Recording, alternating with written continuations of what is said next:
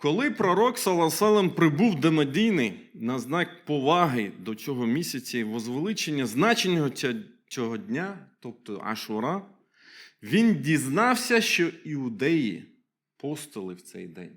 І він, знак того, що ми і маємо більше права на любов, шану та повагу до пророка Муси, алейхіссалям, він сказав, ми теж будемо поститися. Піст у день Ашура. Він змиває гріхи за попередній рік. До речі, він був обов'язковим до того, як Рамадан став обов'язковим постом.